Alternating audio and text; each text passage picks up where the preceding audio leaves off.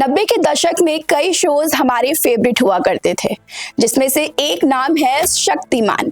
जी हाँ, शक्तिमान हमारे देश का पहला सुपर हीरो है। बहुत दूषित कर चुकी हो तुम वायुमंडल को। शक्तिमान के बाद सुपर हीरो पर कई टीवी शोज बने, लेकिन अब तक टीवी का कोई भी सुपर हीरो मुकेश खन्ना के शक्तिमान को बीट नहीं कर पाया है। देश के इस सुपरहिट सीरियल के पीछे एक इंटरेस्टिंग स्टोरी है। हाल ही में टीवी 9 हिंदी डिजिटल के साथ एक्सक्लूसिव बातचीत में मुकेश खन्ना ने बताया कि वो एक सस्पेंस थ्रिलर सीरीज बनाना चाहते थे, लेकिन उनका राइटर भाग गया और उन्होंने शक्तिमान बना डाला। मुकेश खन्ना ने बताया कि जब वो फिल्म दर्दे दिल कर रहे थे, तब उन्होंने एक कॉन्सेप्ट राशि को सुनाया था।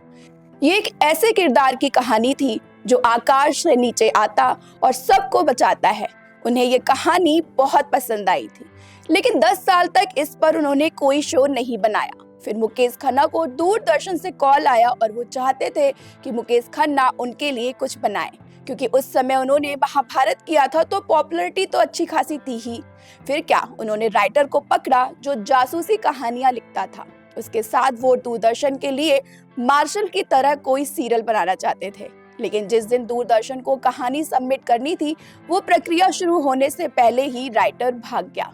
आगे मुकेश खन्ना ने कहा कि प्रोडक्शन का पहला प्रोजेक्ट और राइटर ही भाग गया था। तब उन्होंने अपने दोस्त जॉनी को फोन लगाया और कहा कि मैंने उससे कहा कि राइटर तो भाग गया, अब हम एक काम करते हैं, राष्ट्रीय प्रोडक्शन को जो कहानी 10 साल पहले सुनाई थी वो कहानी दूरदर्शन के लिए पेश करते हैं। जिस पर उनके दोस्त जॉनी ने उन्हें मना करते हुए कहा कि मुकेश, वो बहुत बड़ा प्रोजेक्ट है, वो किसी भी प्रोडक्शन का चौथा प्रोजेक्ट हो सकता है, लेकिन पहला नहीं।